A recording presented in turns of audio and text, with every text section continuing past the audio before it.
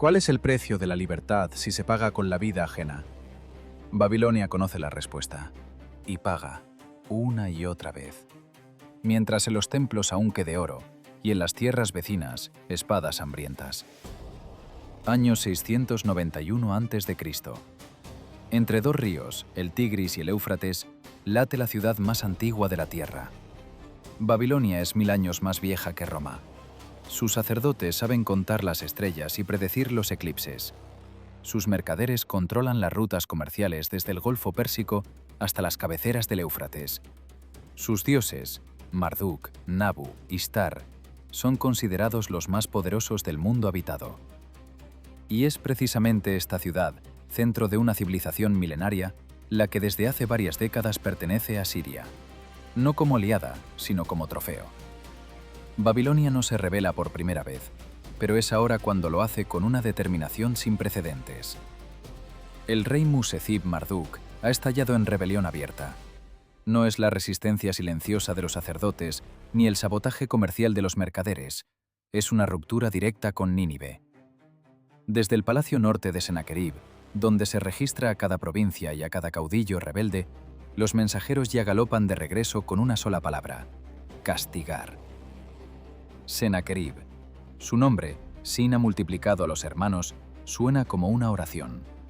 Gobierna el imperio neoasirio desde hace 23 años. Durante este tiempo, ya ha arrasado Babilonia una vez tras la rebelión anterior. Inundó sus calles, obstruyó sus canales, ordenó destruir la estatua de Marduk y la llevó a Nínive como botín. Para los babilonios, aquello no fue solo una derrota militar, fue una blasfemia pública, intencionada y calculada. Los anales de Senaquerib registran sus palabras sobre aquella rebelión así: la convertí en un montículo de ruinas. No es una metáfora, es una instrucción literal, ejecutada con precisión de ingeniero. Y ahora, de nuevo. Musezib Marduk está en el trono. La rebelión ha sido declarada. Los sacerdotes babilonios leen las señales y encuentran en ellas su justificación. Pero detrás de esta seguridad teológica se esconde un cálculo político crudo. Sin un ejército externo, la ciudad no sobrevivirá. Nínive está a 700 kilómetros al norte, pero sus espías están aquí, entre los mercaderes, entre los escribas, entre la gente que a diario cruza las puertas de Esagila, el templo principal de Babilonia. La élite de Babilonia lo comprende. La decisión se toma con rapidez y cinismo. Oro, mucho oro. Se toma de donde está, en los templos. Se arranca de las reliquias sagradas y se compra un ejército. La elección del aliado es igualmente cínica. Elam, un estado al este tras las montañas Zagros, enemigo ancestral del reino de Babilonia. Siglos de guerras, ciudades arrasadas y cautivos deportados. Ahora, un potencial salvador. El rey elamita Humban Nimena se sienta en su capital, Madaktu, y escucha a los embajadores babilonios. No traen solo peticiones, traen metal. Lingotes pesados y vasijas sagradas fundidas, ofrendas del templo del dios Marduk. Este es un detalle que los sacerdotes babilonios intentarán borrar de las crónicas más tarde. Vendieron el patrimonio sagrado del dios principal de la ciudad a un rey extranjero por la guerra, por la supervivencia, para que soldados ajenos se interpusieran entre ellos y Senaquerib. Mientras los embajadores navegan río abajo por el Tigris hacia la frontera elamita, en Babilonia se lleva a cabo otro trabajo. Musezib Marduk envía mensajeros a los caudillos tribales caldeos del sur, a los jeques arameos de las estepas occidentales, a los clanes montañeses que tienen sus propias cuentas pendientes con Asiria. A cada uno, una promesa: botín, tierra y libertad del tributo asirio, que los recaudadores exigen con la precisión y la crueldad de una máquina bien engrasada. Las respuestas llegan. Algunos acuden de buen grado. A otros los convence no el embajador, sino el miedo. Si Babilonia cae de nuevo, Asiria irá también por ellos.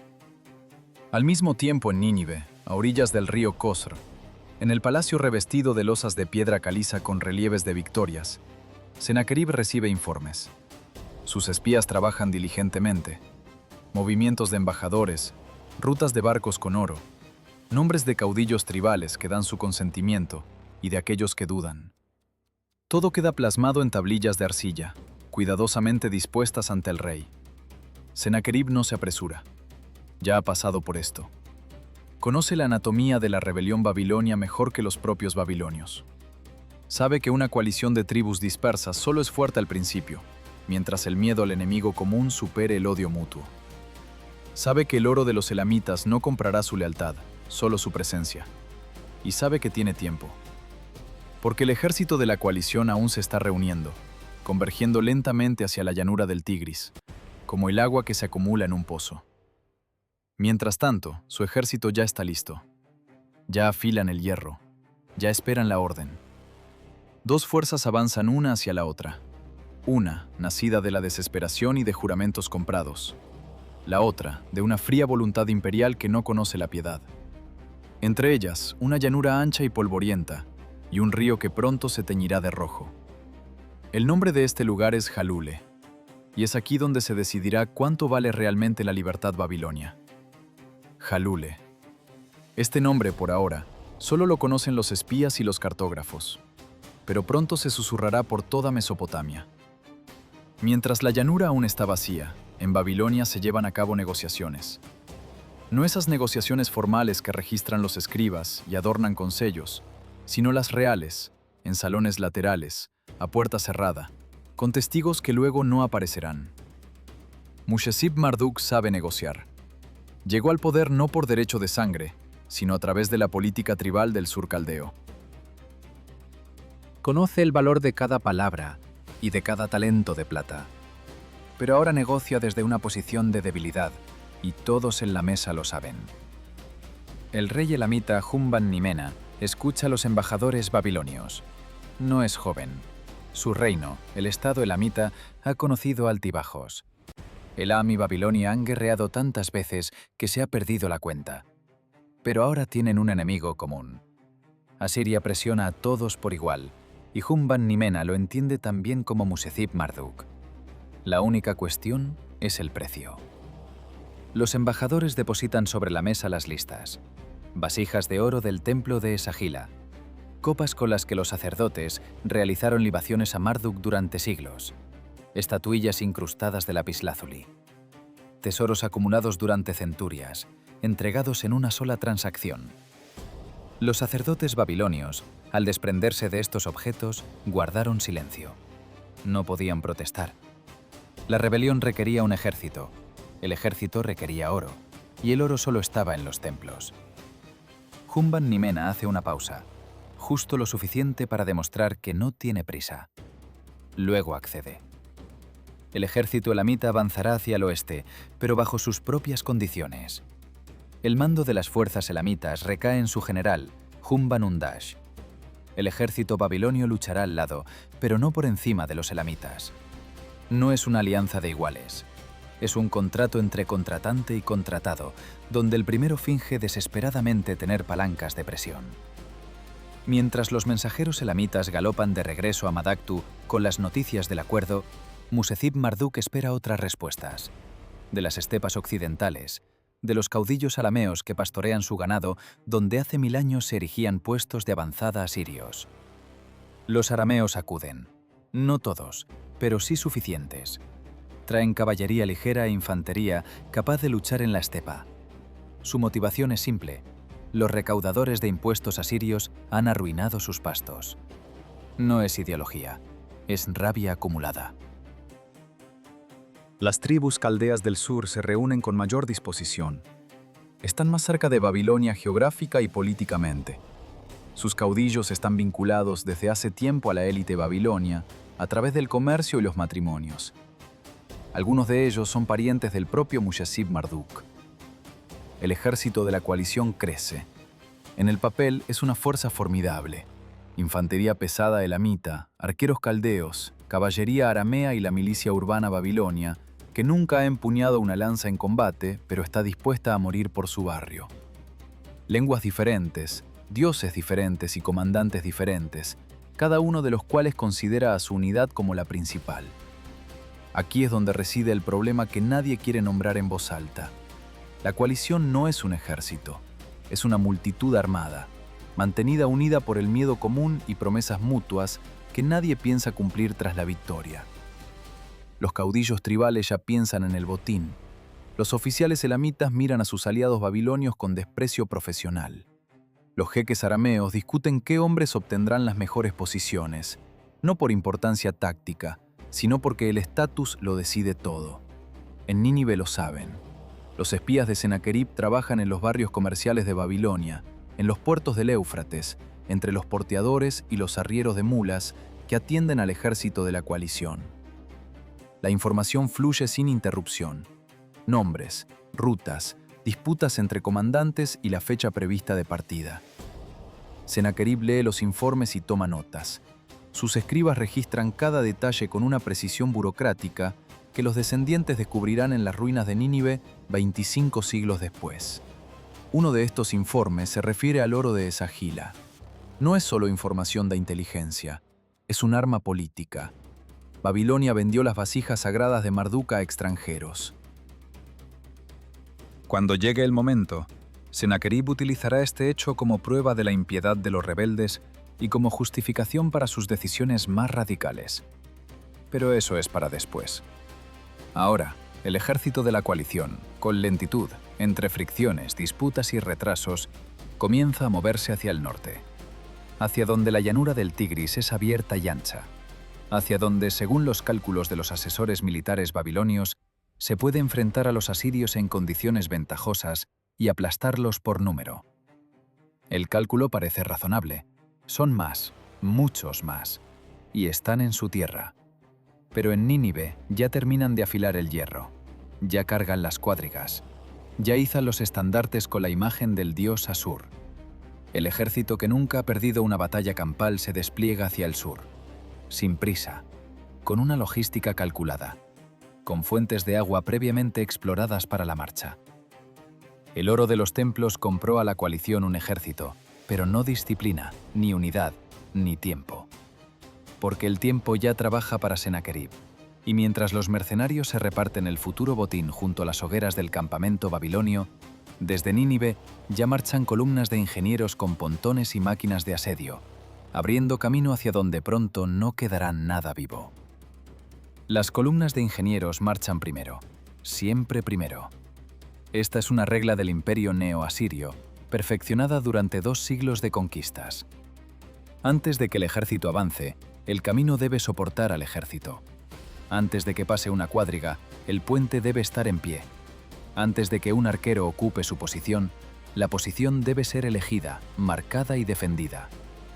Nínive, en el año 691 a.C., no es solo una capital, es el cuartel general de la máquina militar más compleja que ha visto el Antiguo Oriente. El palacio de Sennacherib, que el propio rey llamaba Palacio sin igual, ocupa una superficie de varias hectáreas. En sus archivos económicos hay listas de almacenes, reservas de grano, metal, cuero y madera. El abastecimiento del ejército está detallado por días de marcha.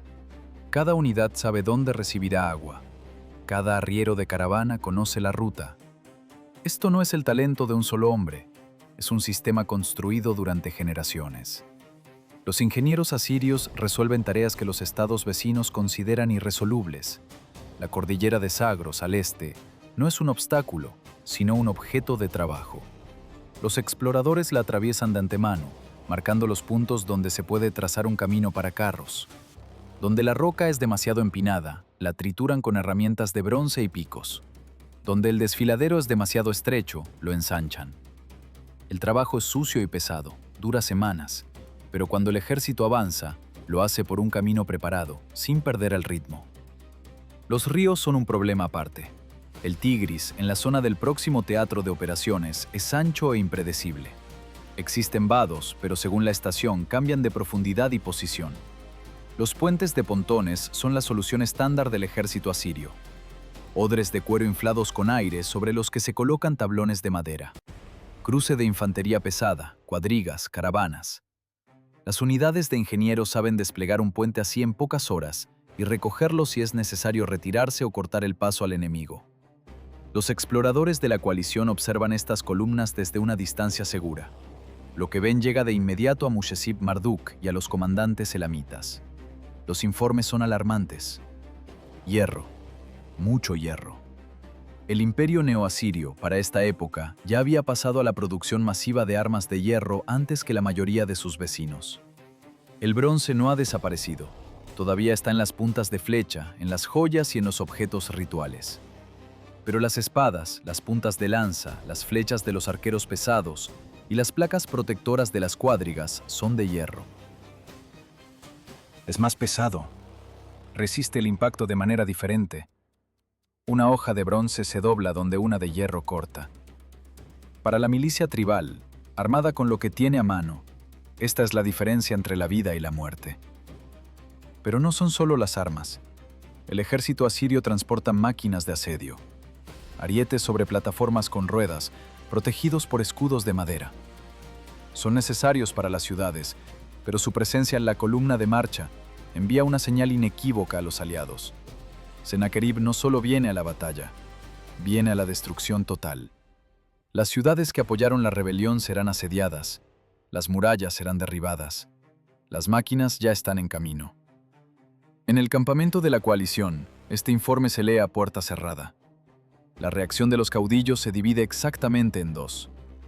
Algunos exigen avanzar inmediatamente al encuentro e interceptar a los asirios antes de que salgan a la llanura. Atacar en marcha, en los pasos de montaña, donde la infantería pesada pierde su ventaja. Otros insisten en una posición defensiva junto al agua.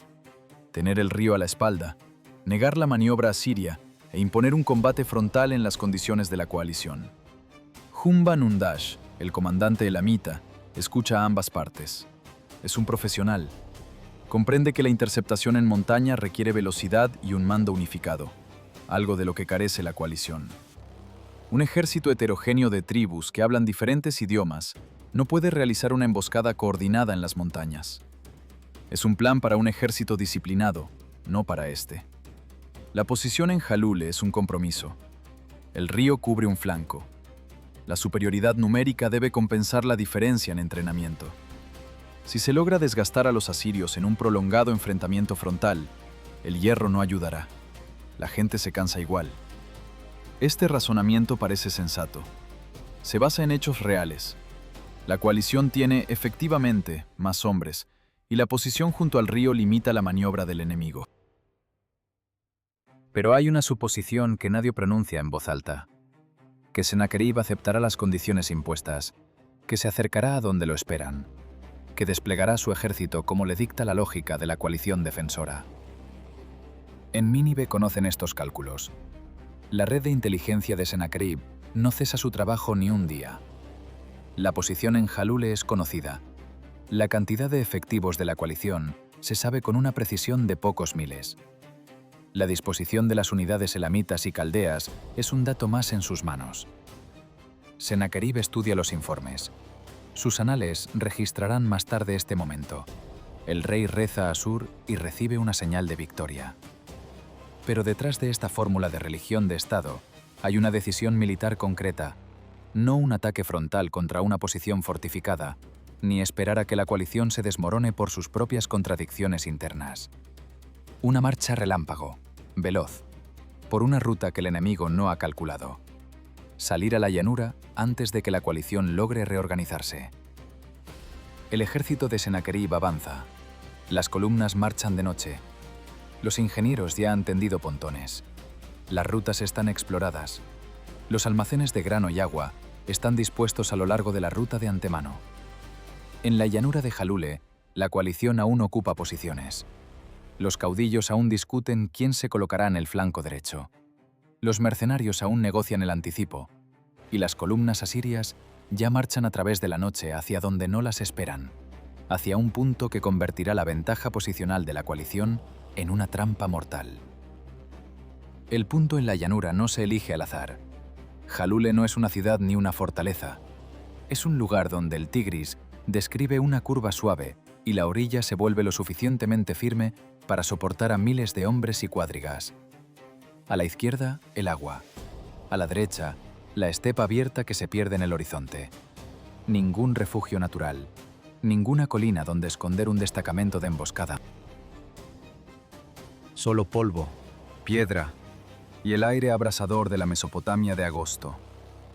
Es aquí donde la coalición decide establecerse. El ejército llega por partes, extendiéndose durante varios días. Primero las unidades caldeas del sur, por ser las más cercanas. Luego la caballería aramea del oeste. Finalmente la infantería elamita, pesada, bien armada, acostumbrada a la guerra de montaña, pero no al calor de la llanura. La milicia babilonia llega al último, mezclada con la caravana y los sacerdotes, que arrastran consigo pequeñas estatuas de dioses para levantar el ánimo. El campamento crece en pocos días, enorme, ruidoso, con olor a humo, estiércol y miedo. En el papel es una fuerza, decenas de miles de guerreros, cuadrigas, arqueros y honderos. Hombres que, cada uno, tienen una cuenta personal con Asiria. Un mercader babilonio arruinado por el tributo. Un pastor arameo cuyo rebaño fue robado por soldados asirios. Un oficial elamita que recuerda cómo el ejército asirio quemó sus aldeas en la última campaña. Hay motivación, hay números, hay una posición junto al río. Pero ya al tercer día se hace evidente lo que nadie dice en voz alta. El abastecimiento no funciona. La caravana está calculada para un ejército menor. Hay suficiente agua en el río, pero el acceso a la orilla es a través de descensos estrechos que no dan abasto con el flujo de personas y animales. En los abrevaderos hay aglomeraciones. Los caballos esperan varias horas en fila. El grano se distribuye de manera desigual. Las unidades elamitas reciben más, las caldeas menos, y las arameas apenas reciben nada. No es mala intención, es la falta de un servicio logístico unificado. El ejército asirio tiene tal servicio, la coalición no. Los caudillos se reúnen en consejo cada mañana. Cada mañana, el consejo termina con un compromiso que no satisface a nadie. Humbanundash insiste en un mando unificado. Los caudillos caldeos responden que sus hombres no obedecerán a un oficial elamita. Mushezib Marduk intenta mediar, pero su autoridad se basa en el oro que ya ha entregado, no en una experiencia militar que no posee. Mientras tanto, los exploradores regresan del norte con informes que nadie quiere oír. El ejército asirio avanza rápido, demasiado rápido. No por el camino principal a lo largo del Tigris, donde los esperaban, sino por una ruta paralela, un poco más al este, allí donde las columnas de ingenieros ya habían abierto camino hacía una semana. Sennacherib no va a donde lo llaman, va a donde le conviene a él. Esto lo cambia todo. La posición en Jalule se construyó contando con un enfrentamiento frontal. El río cubre el flanco izquierdo si el enemigo viene del norte, estrictamente por la orilla. Pero si las columnas asirias salen del este, un poco a la derecha de la dirección esperada, el río deja de ser una protección. Se convierte en una prisión. El flanco izquierdo choca contra el agua. El derecho está abierto a la estepa, de donde vendrán los asirios. Humbanundash lo comprende primero. Exige reorganizar inmediatamente las formaciones de combate, girar el frente, avanzar el flanco derecho. Es la decisión correcta. Es la única decisión posible. La reorganización comienza al amanecer y se convierte inmediatamente en un caos. Las unidades que estaban en el flanco izquierdo no entienden a dónde ir. Los mensajeros llevan órdenes en 3 idiomas y cada comandante las interpreta a su manera. La infantería caldea comienza a moverse, pero choca contra la caballería aramea, que aún no ha recibido la orden. La caballería se detiene. La infantería se detiene detrás de la caballería. La caravana bloquea el único paso a la orilla. 3 horas. 3 horas de reorganización que en el ejército asirio habrían llevado menos de una. Y entonces, en el horizonte, aparece el polvo. Mucho polvo.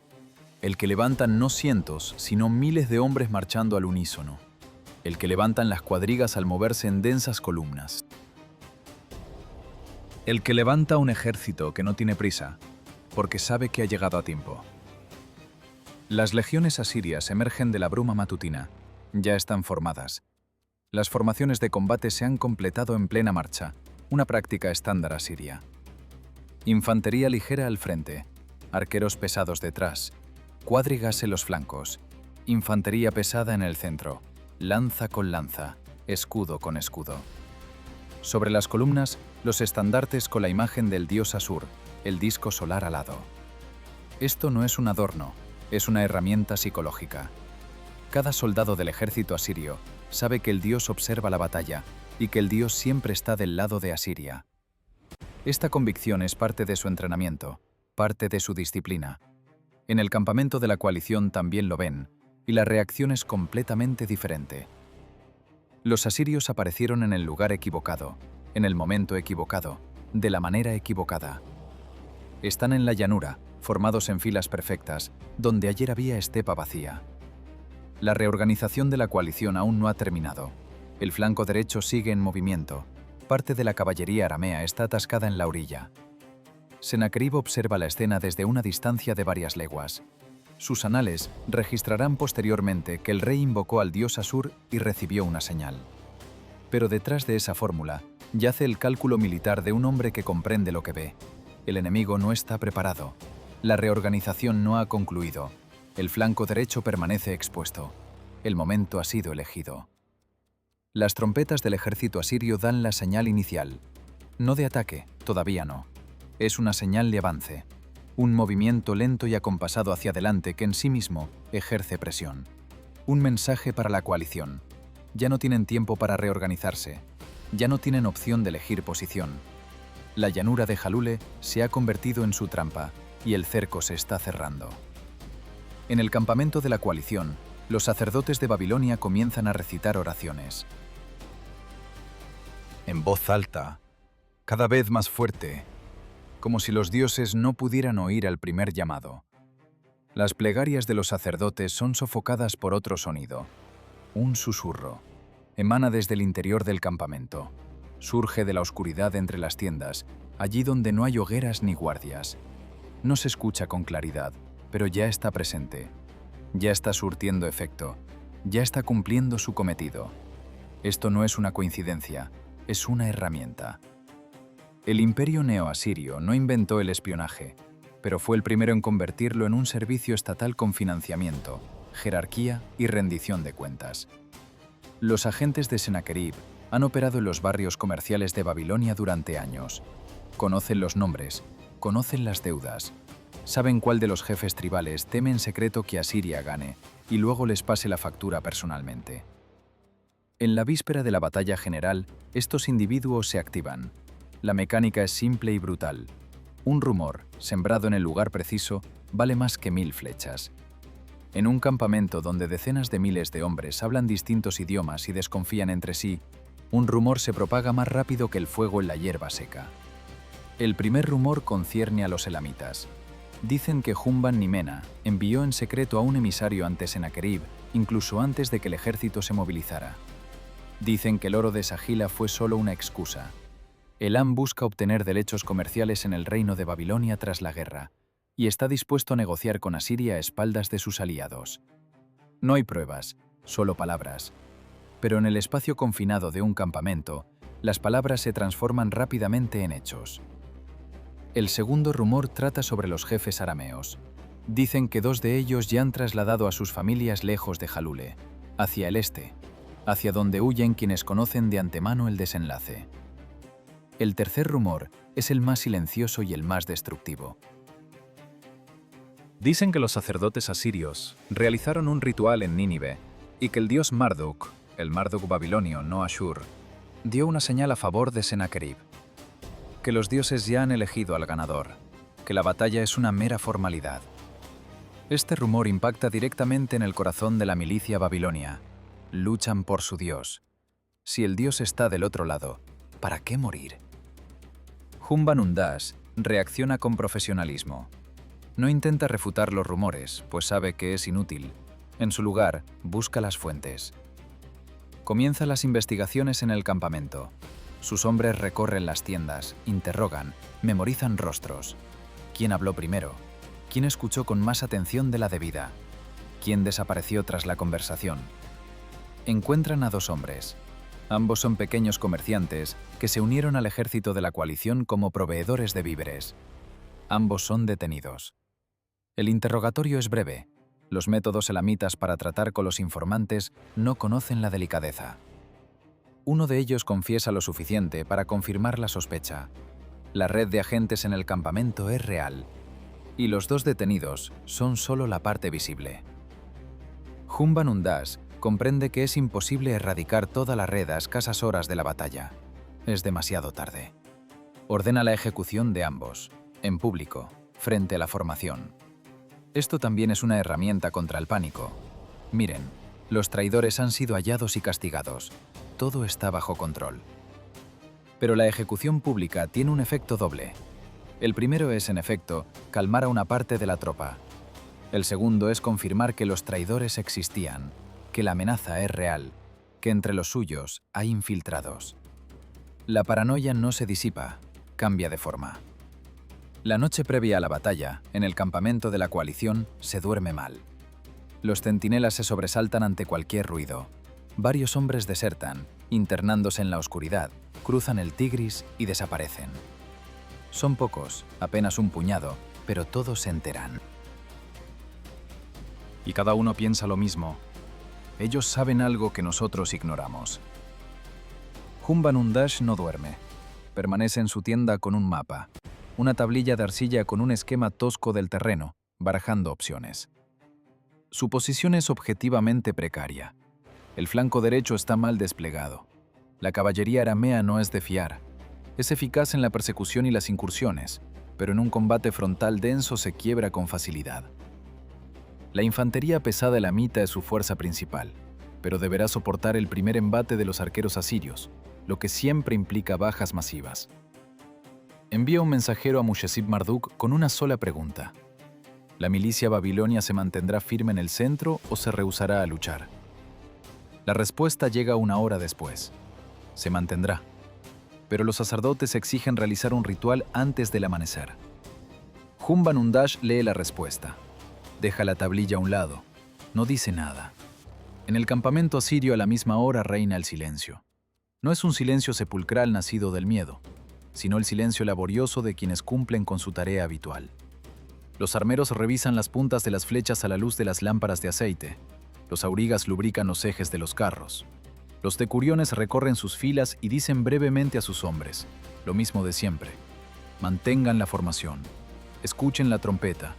No avancen sin la señal. Sennacherib pasa revista a la luz de las antorchas. Los anales registran que el rey recorrió personalmente las posiciones y se encomendó al dios Ashur.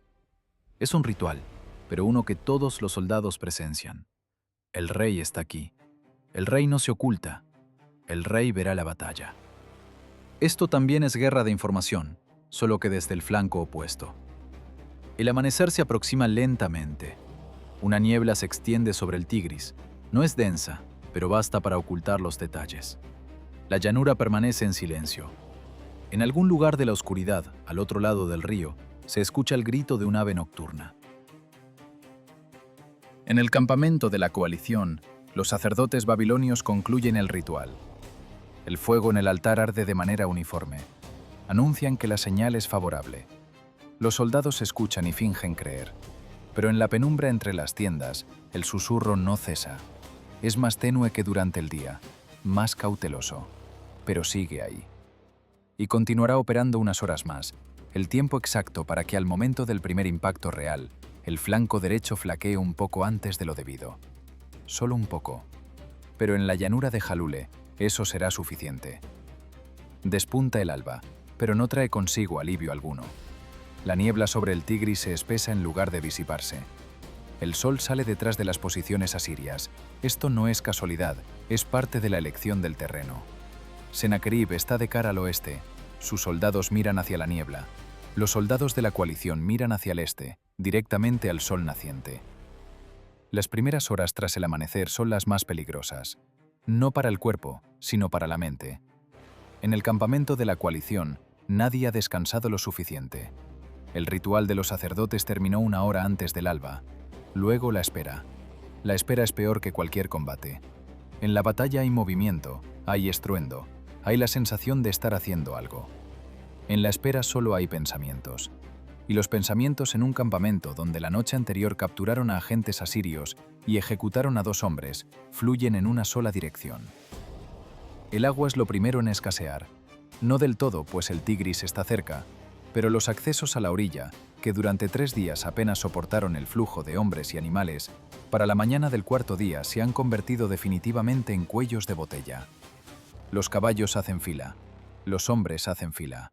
El calor de agosto en Mesopotamia no aguarda al mediodía, comienza con la primera luz.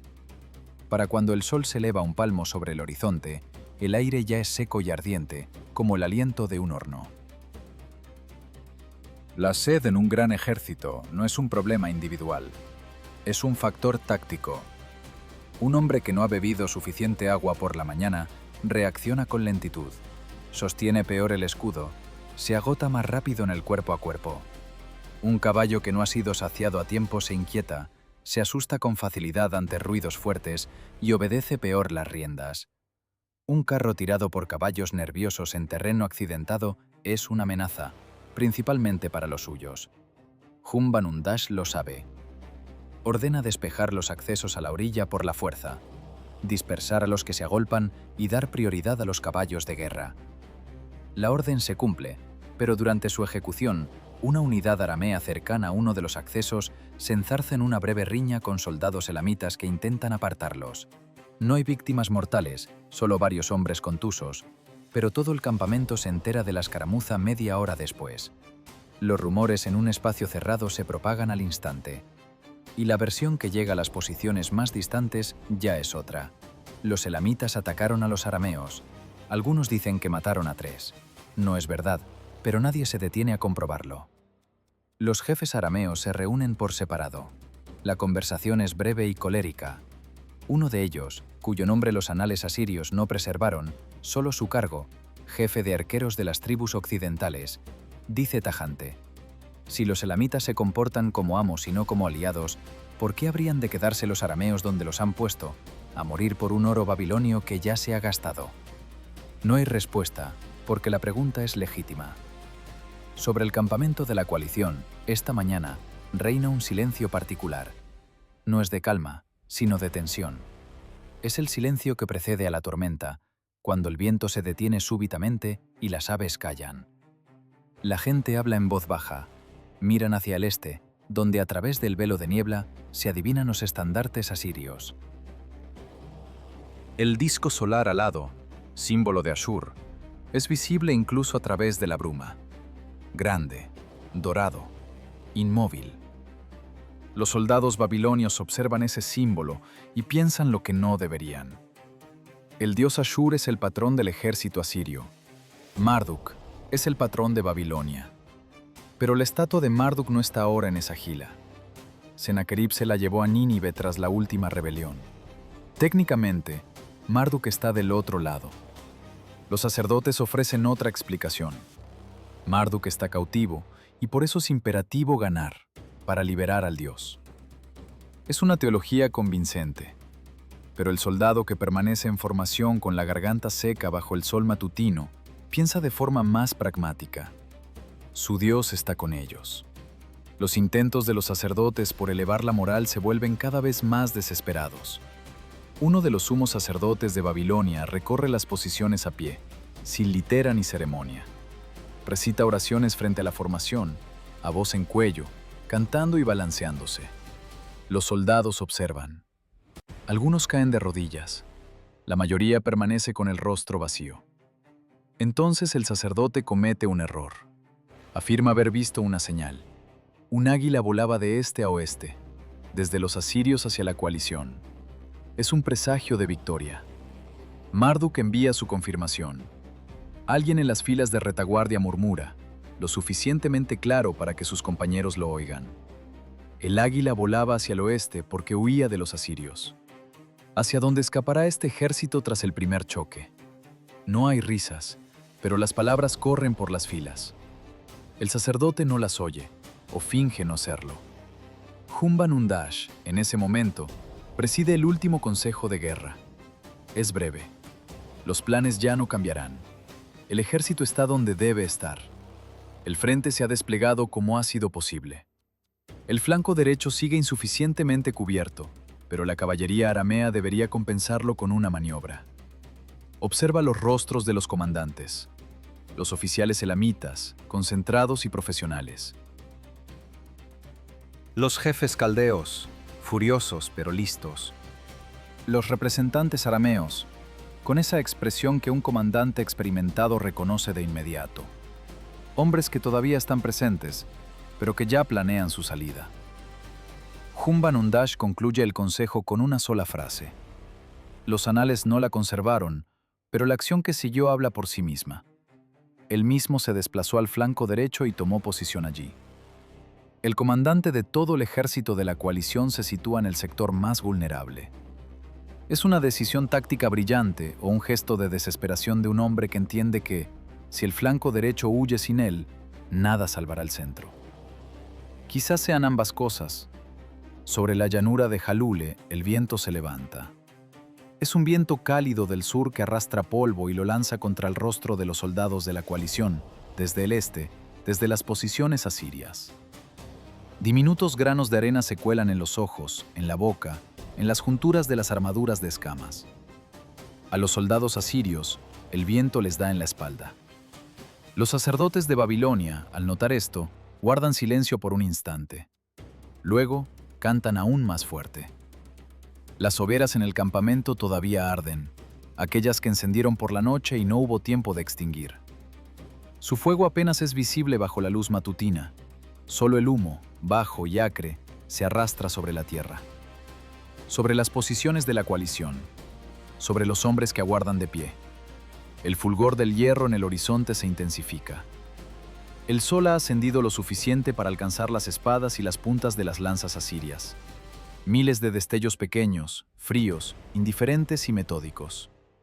¡Trompetas! Por fin, las trompetas. No es una sola señal. Son varias, simultáneas, desde distintos puntos de la línea asiria. Es la orden de avance. La infantería ligera de Sennacherib comienza a moverse hacia adelante, de forma uniforme, sin prisas, manteniendo los intervalos. La batalla de Jalule da inicio. La infantería ligera va primero. Siempre primero. No es un puesto de honor. Es material prescindible. Sennacherib los lanza al frente, con un cálculo que no requiere explicación para un estratega veterano. La infantería ligera obliga al enemigo al contacto. Recibe las primeras flechas y los primeros dardos. Fuerza a la formación enemiga a moverse antes de tiempo, a estirarse, a romper los intervalos, a abrir los flancos. Y luego se retira. Entonces la infantería pesada avanza por el camino ya trillado, contra una formación desorganizada. Varios miles de hombres se desplazan por la llanura, rápido pero sin correr, guardando el aliento. Entre ellos y la línea de la coalición, media una distancia de varios cientos de pasos que se acorta a cada segundo. La coalición responde con flechas. Los arqueros caldeos son diestros. Comienzan a disparar desde larga distancia, en parábola, para que las flechas caigan desde lo alto, superando los escudos. Se producen los primeros impactos. Varios hombres de la infantería ligera asiria caen. La formación se cierra sobre los caídos sin detenerse. El siguiente ocupa el lugar del anterior. El avance no se interrumpe. Esto causa una impresión profunda en quienes observan. Los hombres caen, pero la formación no se detiene, como si la muerte individual careciera de importancia para el conjunto, porque en efecto no la tiene. Los arqueros asirios responden sobre la marcha, saben cómo hacerlo, disparar en movimiento, sin detenerse, manteniendo el ritmo. Sus arcos son compuestos, de cuerno y madera, con mayor alcance y poder de penetración que los arcos simples de los caldeos. Sus flechas vuelan rasantes, no caen desde arriba, impactan de frente. En las piernas desprotegidas, en los rostros que asoman sobre el borde del escudo, en las manos que tensan los arcos. Las primeras bajas en las filas de la coalición ocurren exactamente así. No son muertos, sino heridos. Un hombre que recibe una flecha en el muslo no muere al instante, grita, cae. Su compañero mira hacia abajo. Apenas un segundo, solo un segundo. Y en ese instante pierde de vista su propio sector. Multipliquen eso por miles de hombres al mismo tiempo. La formación de la coalición cobra vida propia, una muy distinta a la que Jumba Nundas planeó. El centro se precipita. La infantería caldea no soporta quedarse bajo el fuego de forma pasiva y comienza a avanzar hacia el enemigo sin recibir órdenes. Unidades aisladas primero, luego más. El centro progresa mientras los flancos permanecen estáticos. Humban Undas lo observa desde el flanco derecho. Envía un mensajero al centro con la orden de detenerse. El jinete galopa. La orden llega, pero tarde. El centro ya está en movimiento, y es mucho más difícil frenar a hombres que cargan gritando hacia el enemigo que a aquellos que huyen de él. Mientras tanto, en el flanco derecho ocurre el primer evento crítico. La infantería ligera asiria, al alcanzar la distancia de tiro de las jabalinas, cambia bruscamente de dirección. Una parte, la que avanzaba directamente hacia el centro, continúa su marcha. Pero una columna independiente vira y avanza en diagonal hacia el flanco derecho, hacia donde se encuentra la caballería aramea, hacia donde está Humban Undas. Es una provocación deliberada, calculada. La caballería aramea ve a la infantería aproximarse en diagonal y reacciona por puro instinto. Varios jinetes se lanzan al frente, luego muchos más. El comandante grita que mantengan la formación, pero su voz se ahoga en el estruendo creciente. Los caballos sienten el movimiento a su alrededor y tiran de las riendas por sí solos. Un jinete sobre un animal excitado pierde el control de la situación. Humban Undas grita la orden personalmente, sin mensajeros. Parte de los arameos se detiene, pero otros ya se han adelantado persiguiendo a la infantería ligera asiria, que tras cumplir su misión, emprende una retirada inmediata. Los están atrayendo. Los arameos los siguen hacia las profundidades de la llanura. El flanco derecho de la coalición pierde su caballería. Esto es grave, pero aún no es una catástrofe. Todavía. La catástrofe llega por otro lado, justo cuando nadie la espera. En el centro, el choque ya se ha producido. La infantería caldea ha embestido a la infantería ligera asiria y parece estar ganando terreno. Parece un éxito, pero no lo es. Los asirios se retiran con orden, exactamente como se les instruyó, alejando a los caldeos de su posición inicial. El centro de la coalición se estira como una lengua, y su base, la conexión con los flancos, se debilita. La infantería pesada asiria aún no se ha movido, espera, inmóvil. Y en ese momento, una flecha. Una flecha entre las miles que surcan la llanura en ese instante. Se desconoce su origen, un arquero asirio, un caldeo, un rebote fortuito. Las crónicas no registran el detalle. Los anales de Sennacherib describen el resultado, pero no la causa. Humban Undas cae. No se desploma de inmediato, permanece de pie un instante, aferrándose al ástil de la flecha que asoma bajo su coraza.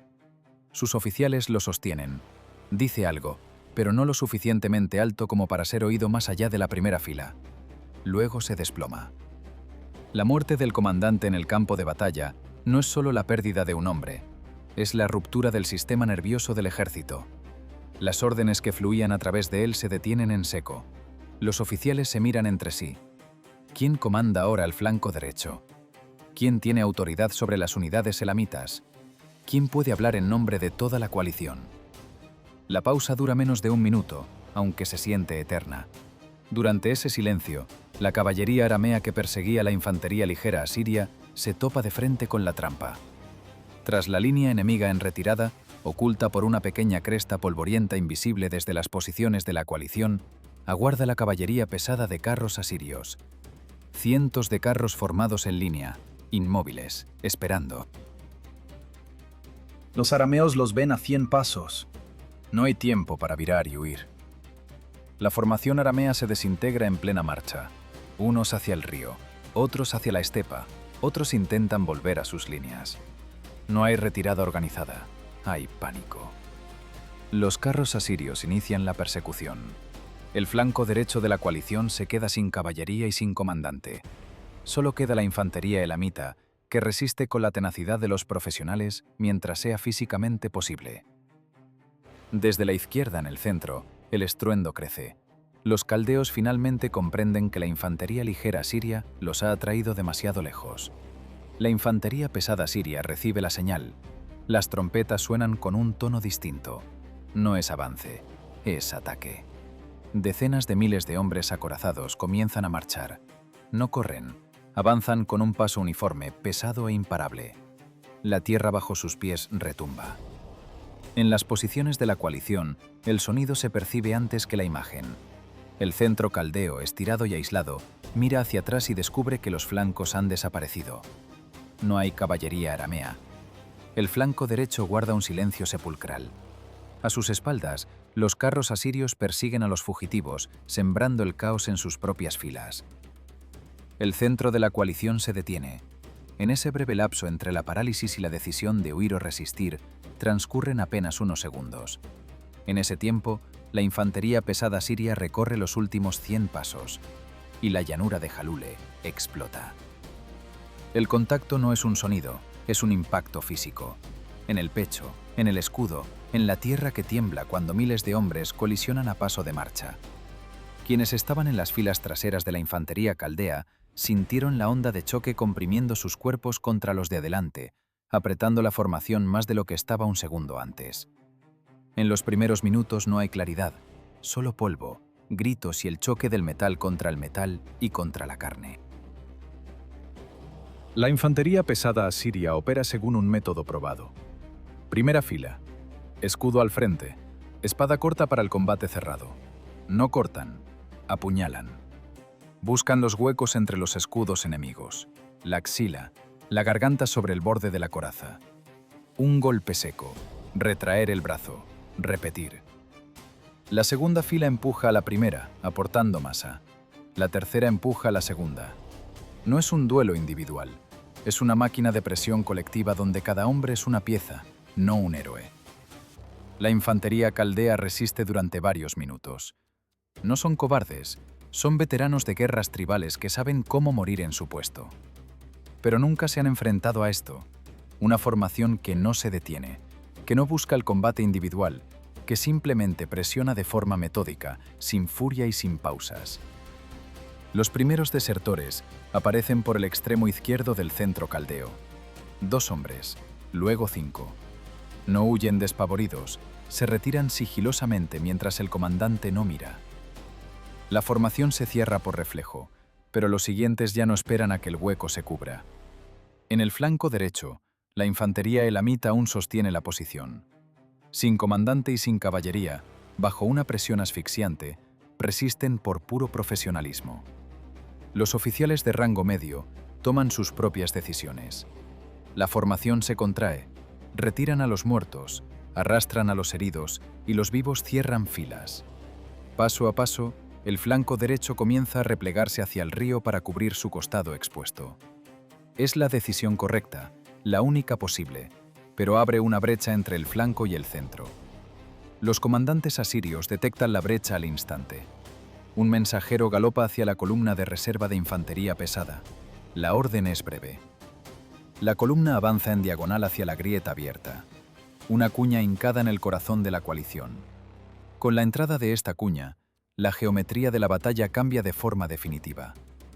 El centro caldeo es atacado por el frente y por la derecha simultáneamente. El flanco elamita sufre el embate frontal y por la izquierda, mientras los carros asirios los presionan desde la estepa. El cerco no se ha cerrado, pero está a punto de hacerlo. En medio de este espacio asfixiante se encuentra la milicia babilónica, ciudadanos apostados en el centro porque parecía el lugar más seguro. Vieron la batalla de lejos hasta que la distancia se evaporó. Los fugitivos caldeos los arrollaron desde la izquierda. Luego, los elamitas en retirada los empujaron desde la derecha. Ese movimiento de retroceso se transmitió a la milicia como un impulso físico irresistible. Un sacerdote que entona plegarias permanece en la primera fila de la milicia. Sigue cantando. Su voz se escucha porque, por un instante, se forma un vacío extraño a su alrededor. La gente se aparta, no de él, sino de lo que se avecina por los flancos. Luego, el vacío desaparece y todo se funde en una estampida. Mushezib Marduk observa desde la retaguardia, donde corresponde a un rey. Ve cómo el centro se desmorona y cómo los fugitivos se lanzan al río en pleno pánico. Ve los carros asirios desbordando el flanco. Envía una orden de contraataque a los elamitas. El mensajero llega, los oficiales leen el mensaje y uno responde con 3 palabras que los cronistas asirios registrarán como epitafio de la coalición. Somos muy pocos. El flanco derecho continúa su retirada hacia el río. Es lo mejor que pueden hacer, pero no basta. En el centro ocurre lo que le sucede a cualquier masa humana bajo presión extrema. Deja de ser un ejército para convertirse en una turba. La multitud no lucha, se mueve hacia donde la presión es menor. Y la presión es menor hacia el río. El Tigris en agosto es poco profundo cerca de la orilla, pero el lecho cae bruscamente. Los primeros entran al agua empujados por los de atrás. Las pesadas armaduras de bronce los arrastran al fondo. Los arqueros asirios se posicionan río arriba y comienzan a disparar metódicamente contra los hombres que chapotean intentando cruzar a la otra orilla. En la llanura, la infantería pesada asiria remata a los rezagados. No es combate, es una cacería. Heridos, caídos, hombres sin escudo ni rumbo.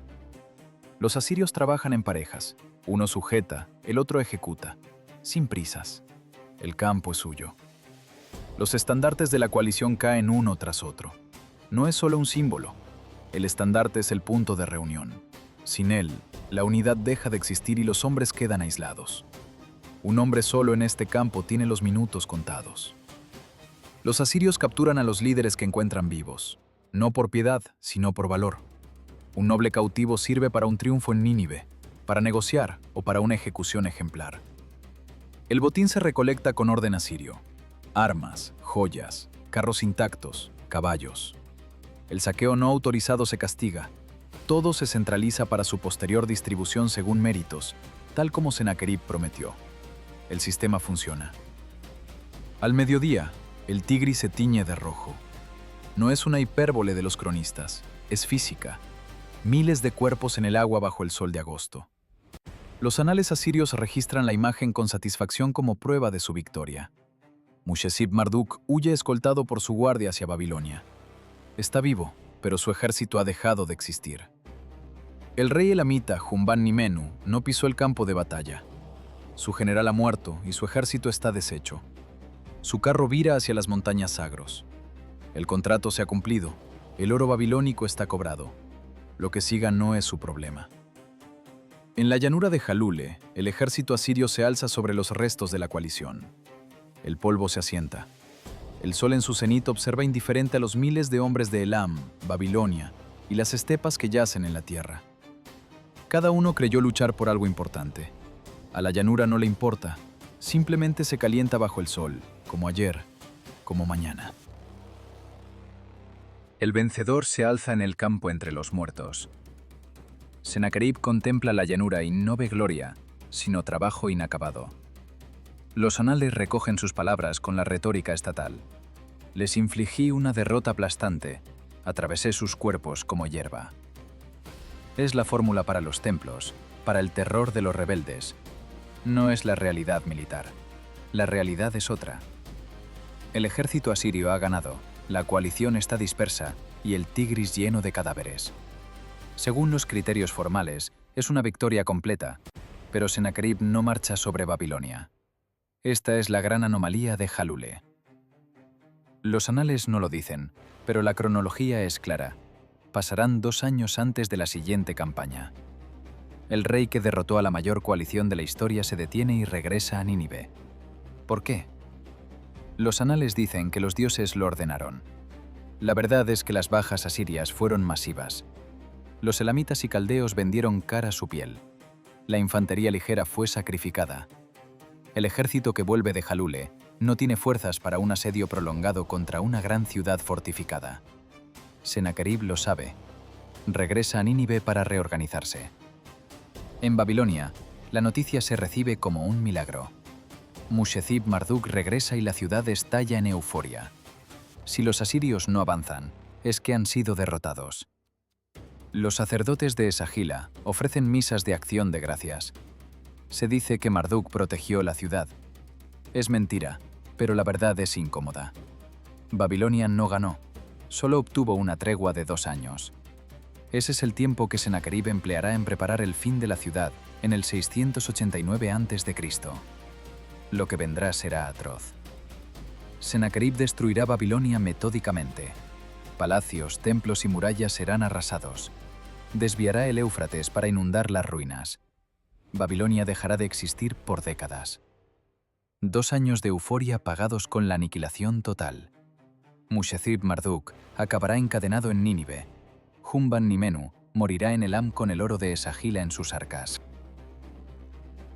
Las tribus rebeldes sufrirán expediciones punitivas o tributos asfixiantes por una guerra que perdieron. La llanura de Jalule volverá al silencio. En 10 años no quedará rastro de la sangre. Sennacherib grabará su victoria en piedra, omitiendo las pérdidas y la pausa de 2 años. La victoria estatal y la realidad militar son documentos distintos. Es la victoria pírrica original. Ganar a un precio que vacía la estrategia. La coalición está destruida, pero Babilonia sigue en pie. Sennacherib vuelve con trofeos, pero sin un ejército capaz de asestar el golpe final. 2 años para restaurar lo perdido en Jalule. La historia no se detiene mientras los políticos explican derrotas como victorias. 2 años después, Sennacherib regresa descansado y con nuevas máquinas de asedio. La ciudad, que celebró su salvación, no tuvo tiempo de forjar nuevas alianzas ni de reclutar un ejército real. El oro de Esagila se agotó en Jalule. Babilonia descubre que compró 2 años de vida con sus vasos sagrados, solo para recibir una factura con intereses impagables. La llanura junto al Tigris no recuerda a los muertos. No recuerda a Humban Undash, ni a los arqueros caldeos, ni a los milicianos babilonios. Solo recuerda una cosa: la fuerza organizada sobrevive a cualquier alianza de miedo y oro. Siempre. La disciplina y la logística no son conceptos abstractos, son realidades que deciden el destino de los imperios. Babilonia eligió espadas mercenarias en lugar de voluntad propia. Miren la llanura. ¿Entregarían el oro de los dioses por 2 años de vida, sabiendo que al final vendrá el mismo enemigo, más furioso? ¿O responderían al primer golpe con su propio hierro? La historia no da respuestas correctas, solo registra qué eligió Babilonia y cuánto pagó por ello.